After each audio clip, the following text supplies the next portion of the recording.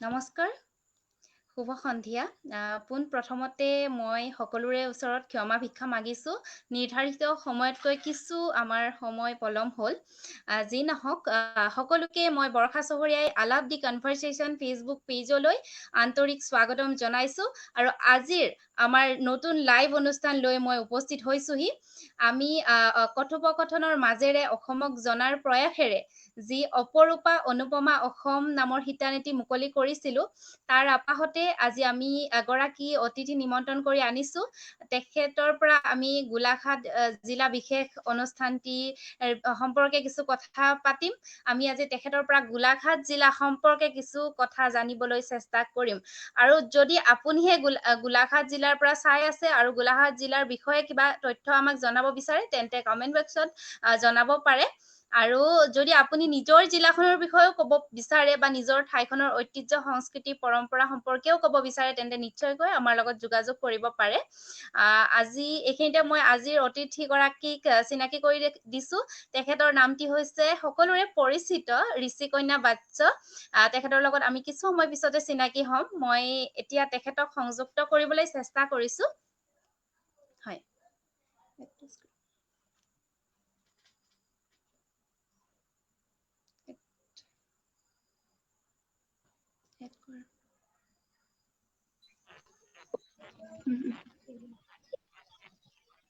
স্বাগতম জনাইছো ঋষিকন্যা আমাৰ অনুষ্ঠানলৈ। নমস্কাৰ, শুভ সন্ধ্যা। হয়, প্ৰথমতে ক্ষমা মাগিছো তোমাৰ ওচৰত। নিৰ্ধাৰিত আমি যিমানখিনি সময় দিছিলো, যিটো সময় দিছিলো, সিমান সময়ত আমি ষ্ট্ৰীমটো আৰম্ভ কৰিব নোৱাৰিলো। যি কি নহওক, অকমান আজিকালি টেকনিকেল ইছ্যুজবোৰ থাকে। কি খবৰ তোমাৰ? ভালে আছো, আপুনি ভালে আছে? আছো। প্ৰথমতে মই তোমাৰ পৰিচয়টো তোমাৰ মুখেৰে অকনমান জানিব বিচাৰিম। ইতিমধ্যে মই কৈছো তোমাৰ কথা।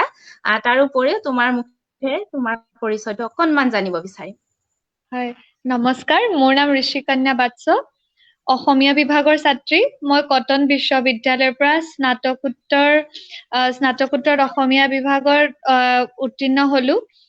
এতিয়ালৈকে অৱশ্যে আমাৰ ফলাফলসমূহ অহা নাই, সম্পূৰ্ণৰূপে স্নাতক হোৱা নাই, স্নাতকোত্তৰলৈ পোৱাগৈ নাই বাৰু। তথাপিও এতিয়ালৈকে এগৰাকী কটনিয়ানেই হৈ আছো। আজি আপোনালোকে এই আলাপ অনুষ্ঠানত মোক অংশ লবলৈ সুবিধা দিয়াৰ বাবে সকলোলৈকে মই ধন্যবাদ জ্ঞাপন কৰিছো। আলাপ সকলোৰে মাজত এক পৰিচিত নাম হওক, ইয়াকে কামনা কৰিছো। ধন্যবাদ জনাইছো তোমাক। আৰু আজিৰ অনুষ্ঠানটো আমি আৰম্ভ কৰিবলৈ ওলাইছো।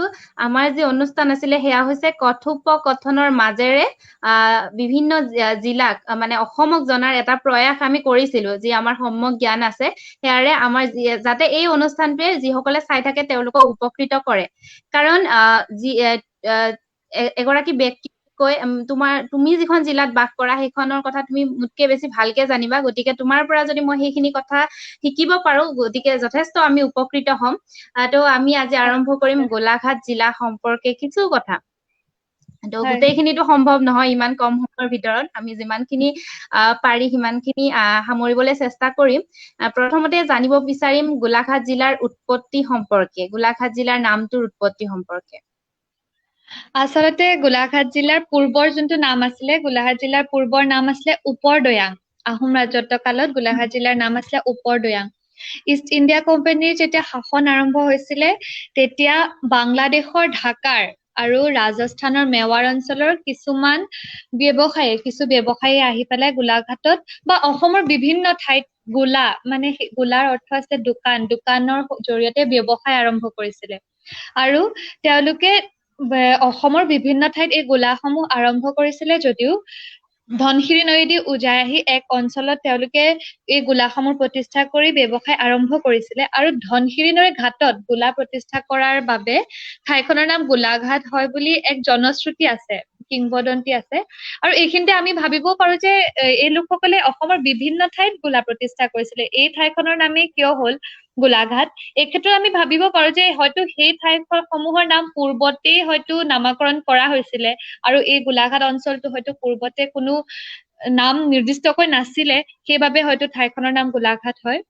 আন এক জনশ্ৰুতি আছিলে যে আহোম অঞ্চলৰ আহোম ৰাজত্বকালৰ গোলাঘৰসমূহ এই গোলাঘাট অঞ্চলতে আছিলে আৰু সেই গোলাঘৰসমূহৰ অনুসৰিয়ে ঠাইখনৰ নাম গোলাঘাট হয়। আৰু যেতিয়া উপৰদৈয়াং আহোম ৰাজত্বকালত হয় যদিও যেতিয়া ইষ্ট ইণ্ডিয়া কোম্পানীৰ শাসন আৰম্ভ হয় আৰু গোলাঘাটখনে বৃহত্তৰ শিৱসাগৰৰ এক মহকুমা হিচাপে স্বীকৃতি পায়, তেতিয়াই ই গোলাঘাট নামটো আনুষ্ঠানিকভাৱে লাভ কৰে। ধন্যবাদ জনাইছো, ইমান সুন্দৰকৈ কম সময়ৰ ভিতৰতে নামটোৰ উৎপত্তি সম্পৰ্কে তুমি কথাখিনি কলা। নিশ্চয়কৈ যিসকলে চাই আছে তেওঁলোকো নিশ্চয়কৈ উপকৃত হৈছে, মই নিজেও উপকৃত হৈছো। আৰু এতিয়া জিলাখনৰ যি ভৌগোলিক পৰিসীমা আছে, চাৰিসীমা বা ভৌগোলিক অৱস্থিতি সম্পৰ্কে অকনমান তোমাৰ পৰা জানিব বিচাৰিম। গোলাঘাট জিলাখনৰ মাটিকালি বুলি আমি যদি ক'বলৈ যাওঁ প্ৰায় ৩,৫০২ বৰ্গ কিলোমিটাৰ হয়। আৰু গোলাঘাট জিলাখনৰ পূবে নাগালেণ্ড আৰু যোৰহাট, পশ্চিমে কাৰ্বি আংলং আছে, উত্তৰে শোণিতপুৰ আৰু লখিমপুৰ জিলা আছে, আৰু দক্ষিণে নাগালেণ্ড আছে। এইসমূহ জিলা আৰু ৰাজ্যই গোলাঘাট জিলাখনক সামৰি আছে। আৰু ইয়াৰ জনসংখ্যাৰ কথা যদি আমি ক'বলৈ যাওঁ 10.7 লাখ, প্ৰায় 10.7 লাখ গোলাঘাটৰ বৰ্তমান জনসংখ্যা। খুব ধুনীয়া তথ্য সমৃদ্ধকে তুমি উত্তৰটো দিছা, ধন্যবাদ জনাইছো। আৰু তাৰ লগতে মই জানিব বিচাৰিম যে গোলাঘাট জিলা আচলতে এখন অতি পৰ্যটকৰ স্থল বুলি আমি ক'ব পাৰো। গতিকে কি কি পৰ্যটনস্থলী আছে তাতে, আৰু আমি অকনমান জানিব বিচাৰিম। প্ৰায়ভাগে হয়তো জানেই কি কি আছে তাত।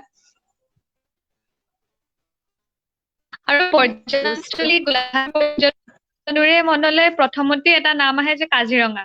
বিশ্ববিখ্যাত এশিঙীয়া গড়ৰ বাসস্থান কাজিৰঙা গোলাঘাটৰ প্ৰধান পৰ্যটনস্থলী।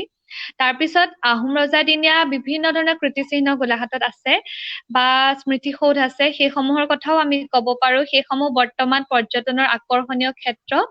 সেইসমূহৰ ভিতৰত দেৰগাঁৱত অৱস্থিত নেঘেৰিটিং শিৱদৌলৰ কথা আমি ক'ব পাৰো। নুমলীগড় বাবা থান বা দেওপাহাৰৰ কথাও ক'ব পাৰো।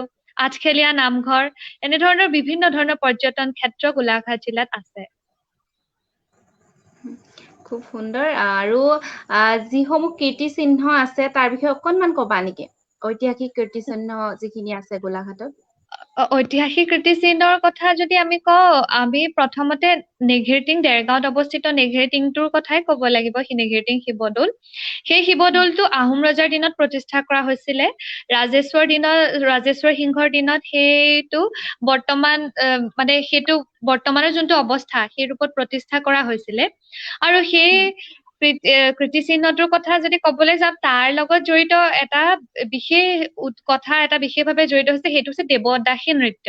জনশ্ৰুতি আছে যে আহোম ৰজাসকলে সেই তাত দেৱদাসী নৃত্যৰ প্ৰচলন কৰিছিলে, আৰু সেই দেৱদাসী নৃত্যক কেন্দ্ৰ কৰি এই দেৰগাঁৱৰ সেই অঞ্চলটোত নৃত্য বা গীতৰো এক পৰিৱেশ সৃষ্টি হৈছিলে।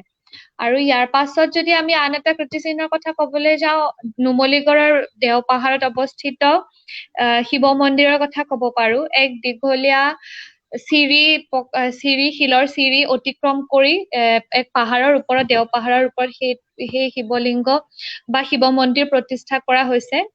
আৰু এইটো যথেষ্ট পুৰণিদিনীয়া স্মৃতিসৌধ। আৰু সেই তাত বিভিন্ন ধৰণৰ শিলালিপি বা প্ৰস্তৰ লিপি বহুত পোৱা যায়। সেইসমূহে বিভিন্ন এটা যুগৰ বা এটা নিৰ্দিষ্ট সময়ৰ বিশেষ তথ্য যোগান ধৰে। খুব সুন্দৰকৈ তুমি যিটো বৰ্ণনা দিছা তাৰ কাৰণে ধন্যবাদ জনাইছো।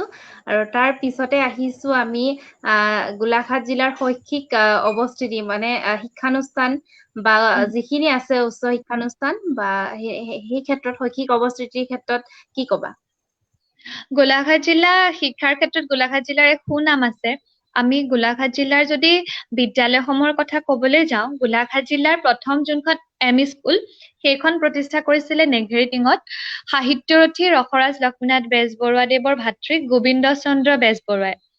আৰু আমি যদি মহাবিদ্যালয়ৰ কথা ক'বলৈ যাওঁ, প্ৰথমখন মহাবিদ্যালয় স্বাধীনতাৰ পাছতহে গোলাঘাটত প্ৰতিষ্ঠা কৰা হৈছিলে, প্ৰায় 1900 1949 চনত সেই মহাবিদ্যালয়খন স্থাপন কৰা হৈছিলে আৰু তাৰ নাম আছিলে গোলাঘাট কলেজ আৰু সেইখন হয়তো গোলাঘাট কলেজ বুলি ক'লে মই পতকে ক'লে চিনি নাপাব কিন্তু তাৰ এতিয়া প্ৰচলিত নাম হ'ল দেৱৰাজ ৰয় মহাবিদ্যালয় ডিআৰ কলেজ বুলি ক'লে সকলোৱে চিনি পাব সেইখন গোলাঘাটৰ প্ৰথম মহাবিদ্যালয় তাৰপিছত গোলাঘাটত বহুতো কেইবাখনো মহাবিদ্যালয় প্ৰতিষ্ঠা কৰা হৈছে কেইবাখনো প্ৰখ্যাত বিদ্যালয় গোলাঘাটত আছে আৰু সেই সমূহৰ শৈক্ষিক যি ফলাফল সি অসমৰ ভিতৰতে এক সুকীয়া বা বিশেষ স্থান লাভ কৰিছে বুলি মই ভাবো আৰু আমি অন্যান্য দিশত যদি ক'বলৈ যাওঁ গোলাঘাট জিলাৰ দেৰগাঁৱত আৰক্ষী প্ৰশিক্ষণ মহাবিদ্যালয় বেটেলিয়ান প্ৰশিক্ষণ কেন্দ্ৰ এইসমূহ আছে এইসমূহেও গোলাঘাট জিলাৰ শৈক্ষিক দিশত এক নতুন দিশ বা নতুন গতি প্ৰদান কৰে বা এক অন্য দিশ প্ৰদান কৰে বুলি মই ভাবো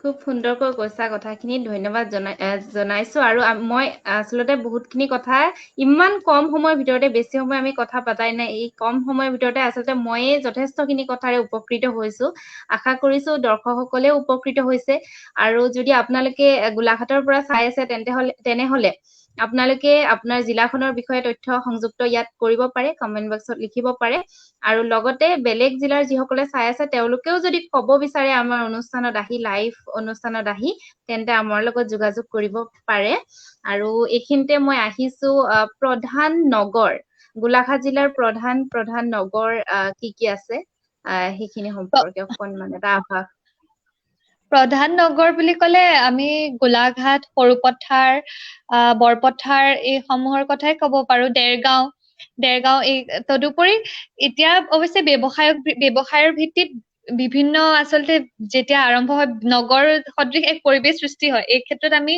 নুমলীগড় তেল শোধনাগাৰক কেন্দ্ৰ কৰি সৃষ্টি হোৱা সেই নগৰ কেন্দ্ৰিক পৰিৱেশ বা অৱস্থাৰ কথা ক'ব পাৰো কিন্তু প্ৰধান নগৰ বুলি ক'লে সাধাৰণতে আমি দেৰগাঁও গোলাঘাট বোকাখাট সৰুপথাৰ এইকেইখনৰ কথাই আমি কওঁ খুব সুন্দৰ আৰু যিহেতু তুমি কলা ব্যৱসায় বাণিজ্যৰ কথা আমি ব্যৱসায় বাণিজ্য লগতে ঔদ্যোগিক যিটো অৱস্থিতি গোলাঘাটৰ সেই সম্পৰ্কেও জানিম অকণমান জনোৱাচোন ব্যৱসায় বাণিজ্য বা ঔদ্যোগিক ক্ষেত্ৰখনত গোলাঘাটৰ অৱস্থিতিটো কেনেকুৱা উদ্যোগৰ কথা যদি আমি ক'বলৈ যাওঁ গোলাঘাটৰ প্ৰথম আৰু প্ৰধান উদ্যোগ বুলি সকলোৰে মনলৈ আহিব অসম চুক্তি কেন্দ্ৰ কৰি প্ৰতিষ্ঠা কৰা নুমলীগড় তেল শোধনাগাৰৰ কথা সেই এই তেল শোধনাগাৰে উদ্যোগৰ ক্ষেত্ৰত গোলাঘাটক এক বিশেষ গতি প্ৰদান কৰাৰ লগতে ব্যৱসায়ৰ যোনখন ক্ষেত্ৰ বা ব্যৱসায়ৰ দিশকো এক সুকীয়া ধৰণে আগবঢ়াই লৈ গৈছে এই উদ্যোগৰ উপৰিও অসমত গোলাঘাটত বিভিন্ন ধৰণৰ ক্ষুদ্ৰ চাহ উদ্যোগ বা বিভিন্ন ধৰণৰ ক্ষুদ্ৰ উদ্যোগ দেখিবলৈ পোৱা যায় কিন্তু এইখিনিতে এটা কথা দুখেৰে ক'ব লাগিব যে গোলাঘাটৰ গৌৰৱ গোলাঘাটৰ বৰুৱা বামুণ গাঁৱত অৱস্থিত চেনিকল আৰু গোলাঘাটৰ কুশলকোঁৱৰ যি সমবায় সূতাকল সি আজি মৃতপ্ৰায় গোলাঘাটৰ দাবিডুবিত অৱস্থিত যোনটো সূতাকল বা বৰুৱা বামুণ গাঁৱত অৱস্থিত চেনিকলে গোলাঘাটৰ ব্যৱসায়ৰ ক্ষেত্ৰতে হওক বা উদ্যোগৰ ক্ষেত্ৰতে হওক এক বিশেষ ভূমিকা গ্ৰহণ কৰি আহিছিলে কিন্তু বৰ্তমান সময়ত বিভিন্ন কাৰণত যত্নৰ অভাৱেই হওক বা অসমীয়া লোক বা আমাৰেই হওক বিভিন্ন আমাৰ অমনোযোগিতাৰ বাবেই হওক সি আজি অপ্ৰতিপালিত হৈ আছে আৰু আজি সেই দুটা উদ্যোগ মৃত হৈ আছে আৰু এই দুটা উদ্যোগ যদি পুনৰাই উত্থান কৰিব পাৰি বা পুনৰাই কাৰ্যক্ষম কৰিব পাৰি এই উদ্যোগ দুটাই গোলাঘাটৰ ব্যৱসায় আৰু উদ্যোগৰ ক্ষেত্ৰত এক নতুন দিশৰ সূচনা কৰিব বুলি মই ভাবো আমিও আশা কৰিম যাতে গোলাঘাটত যিমানখিনি উদ্যোগ আছে গোটেইখিনি উদ্যোগৰ পুনৰ উত্থান হওক আৰু চৰকাৰেও এই ক্ষেত্ৰত ব্যৱস্থা ল'ব লাগে লগতে যিসকল থলুৱা লোক আছে তেওঁলোকেও আগভাগ ল'ব লাগিব আমিও ভাবিবৰ সময় হ'ল আচলতে এইখিনিতে মই তোমাক গোলাঘাটৰ সংস্কৃতিৰ পথাৰখনৰ বিষয়ে সুধিব বিচাৰিম যথেষ্ট চহকী গোলাঘাটৰ সাংস্কৃতিক দিশটো তোমাৰ পৰা অকণমান জানিব বিচাৰিম সাংস্কৃতিক দিশটোৰ কথা ক'বলৈ যাওঁতে মই কিছু সময়ৰ পূৰ্বে নিঘেৰিটিং শিৱদৌলৰ কথা কওঁতে দেৱদাসী নৃত্যৰ কথা কৈছিলো আচলতে সংস্কৃতি কেতিয়া আৰম্ভ হয় তাৰ কোনো এটা সঠিক সময় নাথাকে বা এটা অঞ্চলত কেতিয়া বিভিন্ন ধৰণৰ সাংস্কৃতিক দিশৰ সূচনা হয় বা প্ৰসাৰ ঘটে তাৰ এটা নিৰ্দিষ্ট সময় নাথাকে তথাপিও আমি ক'ব পাৰো যে আহোম ৰজা বা কছাৰী ৰজাৰ ৰাজত্ব কালৰ পৰাই অসমৰ সংস্কৃতিৰ যি দিশ সি এক সুন্দৰ দিশত আগবাঢ়িছে আৰু তাৰ প্ৰভাৱ গোলাঘাটতো পৰিছে। নেঘেৰিটিঙৰ শিৱদৌলত যি দেৱদাসী নৃত্যৰ প্ৰচলন হৈছিলে, সেই নৃত্য কেন্দ্ৰ কৰি পাছলৈ এই অঞ্চলত নৃত্য গীতৰ প্ৰচলন আৰম্ভ হ'ল। তাৰ পাছতে অন্যান্য সাংস্কৃতিক দিশত আমি যদি ক'ব বিচাৰো, গোলাঘাট নগৰীতে নগৰীৰ মাজমজিয়াত MSR থিয়েটাৰ কলাকেন্দ্ৰ, অজন্তা কলামণ্ডল বা তেনেকুৱা বিভিন্ন ধৰণৰ শৈক্ষিক সাংস্কৃতিক অনুষ্ঠান আছে, যিসমূহে গোলাঘাটৰ সাংস্কৃতিক দিশটোক সুন্দৰ ৰূপত আগবঢ়াই নিছে। আৰু এই সংস্কৃতিৰ লগত জড়িত বিভিন্ন ব্যক্তি, গোলাঘাটৰ লোকসকল মানে সংস্কৃতিৰ ক্ষেত্ৰত আগৰণুৱা বুলিয়ে ক'ব লাগিব। তেওঁলোকে নৃত্য গীত সকলোৰে ক্ষেত্ৰত এক বিশেষ ভাল মানে নিজৰ মানে উৎসাহেৰে অংশগ্ৰহণ কৰি ইয়াৰ সংস্কৃতি পথাৰখনক বিশেষভাৱে সুন্দৰ কৰি তুলিছে। খুব সুন্দৰ। আৰু এইখিনিতে মই ক'ব বিচাৰো, আচলতে গোলাঘাটত সংস্কৃতিৰ ক্ষেত্ৰত যথেষ্ট সংস্কৃতিবান গোলাঘাট জিলাখন। আৰু গোলাঘাটত বহুত চাহ বাগিচা আছে, নহয় জানো? হয়, চাহ বাগিচা যথেষ্ট আছে। আমি এতিয়া অকমান ঐতিহাসিক দিশটোলৈ আহিম। যথেষ্ট ঐতিহ্য আছে গোলাঘাট জিলাৰ, যিটো গোলাঘাট জিলাৰ শাসন ব্যৱস্থা আছিলে বা এতিয়া, সেইখিনি অকমান আলোকপাত কৰি দিয়াচোন। শাসন ব্যৱস্থাৰ কথা কবলৈ আমি যাওঁতে প্ৰথমতে গোলাঘাট জিলা অবিভক্ত শিৱসাগৰৰ লগত সংযোগ হৈ আছিলে, আৰু সেই সময়ত গোলাঘাট অবিভক্ত শিৱসাগৰৰ এক মহকুমা ৰূপে স্বীকৃত আছিলে। কিন্তু বৰ্তমান সময়ত 1989 চনত গোলাঘাট অবিভক্ত শিৱসাগৰৰ লগত সংযোগ হৈ থকা গোলাঘাট মহকুমাই গোলাঘাট জিলা ৰূপে স্বীকৃতি লাভ কৰিলে। আৰু বৰ্তমান গোলাঘাটত মহকুমা বুলি ক'লে আমি ধনশিৰি, গোলাঘাট আৰু বোকাখাত মহকুমাৰ কথা কওঁ। কিন্তু এটা মেৰাপানী মহকুমাৰো সংযোগ কৰা হৈছে, যদিও এই মেৰাপানী মহকুমা সম্পূৰ্ণৰূপে এতিয়ালৈকে কাৰ্যকৰী হোৱা নাই, তথাপিও এই মহকুমা এক পূৰ্ণ পৰ্যায়ৰ মহকুমা ৰূপে স্বীকৃতি লাভ কৰিব বুলি মই ভাবো। আৰু আমি যদি ৰাজহ চক্ৰৰ কথা কবলৈ যাওঁ, তেতিয়াহলে গোলাঘাট, দেৰগাঁও, বোকাখাত, সৰুপথাৰ, বৰঙি, খুমটা এইসমূহৰ কথা কব লাগিব। আৰু এই সকলোবোৰেই গোলাঘাটৰ প্ৰশাসনত এক বিশেষ ভূমিকা গ্ৰহণ কৰে। জিলাখনৰ প্ৰশাসনত বা জিলাখনৰ উন্নয়নৰ যোনসমূহ দিশ, সেইসমূহ আগবঢ়াই নিয়াত সহায় কৰে। ধন্যবাদ জনাইছো। আৰু লগতে মই এটা কথা জানিব বিচাৰিম, স্বাধীনতা আন্দোলন হওক বা তেনেকুৱা আন্দোলন সমূহত গোলাঘাটৰ পৰা যিসমূহ মুক্তি যুঁজাৰুৱে প্ৰাণ দিছিলে বা মুক্তি যুঁজাৰু আছিলে, তেওঁলোকৰ বিষয়ে অকনমান আমাক জনাবা নেকি? গোলাঘাটৰ মুক্তি যুঁজাৰু বুলি ক'লে সকলোৰে মনলৈ প্ৰথমতে অহা এটা নাম হৈছে কুশল কোঁৱৰ। কুশল কোঁৱৰক বাদ দি হয়তো অসমৰ মুক্তি যুঁজৰ যোনখন যুঁজ, সেইখন হয়তো সম্পূৰ্ণই নহব। কুশল কোঁৱৰৰ দৰে এগৰাকী সুসন্তান গোলাঘাটৰে বাসিন্দা আছিলে, সেইলৈ সঁচাকৈ আমি গৌৰৱ অনুভৱ কৰো। ইয়াৰ উপৰিও কমলা মিৰি, ৰাম দাস, ৰবি দাস, শংকৰ প্ৰসাদ বৰুৱা এইদৰে যথেষ্ট অগ্ৰণী ব্যক্তিয়ে অসমৰ মুক্তি যুঁজত বা স্বাধীনতা আন্দোলনত বিশেষ ভূমিকা গ্ৰহণ কৰিছিলে। ধন্যবাদ জনাইছো। আৰু এটি মানে শেষৰ প্ৰশ্ন আছে আমাৰ। গোলাঘাট জিলাৰ যিসকল ব্যক্তিক বাদ দি গোলাঘাট জিলা সম্পূৰ্ণ নহয়, যিসকল প্ৰখ্যাত ব্যক্তি আছে, তাৰে কেইটামান নাম আমি জানিব বিচাৰিম। সেইসকলৰ ভিতৰত চৈয়দ আব্দুল মালিক, গোলাপ বৰবৰা, আৰু আমি বৰ্তমান সময়ত নতুনকৈ সংযোজিত হৈছে নৱপ্ৰজন্মৰ উত্থান হৈছে বুলিয়ে আমি ক'ব পাৰিম। নৱপ্ৰজন্ম আগবাঢ়িছে। বৰ্তমান গোলাঘাট জিলাৰ লগত সংযোগ হৈ থকা এটা নাম হৈছে লাভলীনা বুঢ়াগোহাঁই। ক্ৰীড়াৰ ক্ষেত্ৰত এক সুন্দৰ তেওঁ পদক্ষেপ গ্ৰহণ কৰিছে। গোলাঘাট জিলাক বিশেষ ৰূপত আগবঢ়াই নিছে লাভলীনা বুঢ়াগোহাঁইয়ে। লাভলীনা বৰগোহাঁইয়ে। তদুপৰি চৈয়দ আব্দুল মালিকৰ কথা মই ইতিমধ্যে কৈছোৱেই। ইয়াৰ উপৰিও ৰাম দাস, ৰবি দাস হওক, কুশল কোঁৱৰ হওক, সেই মুক্তিযোদ্ধা সকলেও গোলাঘাট জিলাৰ নাম অসমৰ পৰ্যায়লৈ হওক বা ভাৰতৰ পৰ্যায়তে হওক লৈ যোৱাত এক বিশেষ ভূমিকা গ্ৰহণ কৰিছে বুলি মই ভাবো। আৰু সাংস্কৃতিক দিশটোৰ কথা যদি আমি কওঁ, সেই ক্ষেত্ৰত যতীন গোস্বামী ডাঙৰীয়াৰ কথা আমি কবই লাগিব।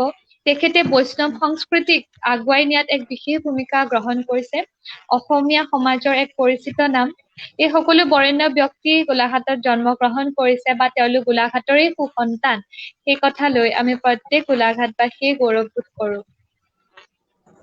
ধন্যবাদ জনাইছো। আচলতে ইমান কম সময়ৰ ভিতৰতে গোলাঘাট জিলাৰ বিষয়ে আমি আজি যথেষ্ট কথা জানিলো। আচলতে সম্ভৱ নহয় ইমান ডাঙৰ এখন জিলাৰ বিষয়ে ইমান কম সময়ত জনোৱাটো। তুমি খুব সুন্দৰকে আমাক বহু কথাই জনালা। আশা কৰিম আমি অনাগত দিনতো আৰু কথা জানিম। আৰু আমাৰ প্ৰতিও যদি তোমাৰ কিবা সাজেশন থাকে আমাক দিব পাৰিবা। পৰামৰ্শ থাকিলে দিব পাৰিবা যে আমি কেনেকুৱা অনুষ্ঠান লৈ আহিব পাৰো। শেষত মই জানিব বিচাৰিম এই অনুষ্ঠানটি আমি কিবা এটা আশা লৈ পেলাই আৰম্ভ কৰিছিলো, নাজানো কিমান দূৰ সফল হব পাৰিম বা হম। তুমি কি ভাবা যে অনুষ্ঠানটো আচলতে কেনেকুৱা হৈছে বা প্ৰভাৱ পেলাবনে ছাত্ৰ-ছাত্ৰীৰ ওপৰত? হয়, নিশ্চয়কৈ প্ৰভাৱ পেলাব। মই ভাবো যে বৌদ্ধিক যি যাত্ৰা, ছাত্ৰ-ছাত্ৰীৰ যি বৌদ্ধিক যাত্ৰা, সেই যাত্ৰাত অসমখন বাদ দি বা অসমৰ জিলাসমূহক বাদ দি কেতিয়াও সম্ভৱপৰ নহয়। আৰু সেই ক্ষেত্ৰত কথোপকথনৰ মাজেৰে জিলাসমূহক জানিবলৈ যি অনুষ্ঠানৰ আয়োজন কৰা হৈছে বা যি প্ৰয়াস কৰা হৈছে, সেয়া নিশ্চয়কৈ সফল হব বুলি মই ভাবো। আলাপ পেজে যি সুন্দৰ এক অনুষ্ঠান আয়োজন কৰিছে, ইয়াৰ দ্বাৰা ছাত্ৰ-ছাত্ৰী বুলিয়ে নহয়, প্ৰত্যেকগৰাকী অসমীয়া, প্ৰত্যেকগৰাকী অসমবাসী উপকৃত হব বুলি মই ভাবো। আৰু এই অনুষ্ঠান সকলোৰে অন্তৰত শিকক, তাকে কামনা কৰিছো। ধন্যবাদ জনাইছো ইমান সুন্দৰকৈ আমাক কলা, লগতে ইমানখিনি সময় আমাক দিলা, ইমানখিনি কথা আমাক জনালা। শেষত কি কবা? আৰু আমাৰ আজিৰ অনুষ্ঠানটি সামৰিব প্ৰায় হৈছেহি। আৰু শেষত কি কবা তুমি?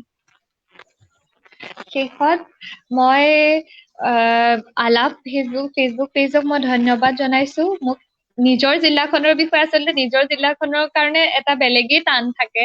সেই নিজৰ জিলাখনৰ বিষয়ে মই আজি কোৱাৰ এক সুযোগ পাইছো। মই ভাবিছো মই যোনখিনি তথ্য আগবঢ়ালো সেয়া নিচেই কম। গোলাঘাট জিলাখনৰ বিষয়ে এনেদৰে কৈ হয়তো শেষেই কৰিব নোৱাৰি। তথাপিও মই যোনখিনি তথ্য আগবঢ়াইছো সেয়া সকলোকে উপকৃত কৰিব বুলি মই ভাবো। আলাপ পেজৰ এই অনুষ্ঠানে প্ৰত্যেককে উপকৃত কৰক। আলাপ এক অসমবাসীৰ এক পৰিচিত নাম হওক, সকলোৰে অন্তৰত ঠাই লাভ কৰক, তাকেই কামনা কৰিছো। ধন্যবাদ জনাইছো। আৰু আজিৰ আমাৰ এই অনুষ্ঠানটি ইমানতে শেষ কৰিব লাগিব। আৰু লগতে অনাগত সময়ত, অনাগত দিনত তোমাক আমাৰ অনুষ্ঠানত লগ পাম বুলি আশা ৰাখিছো।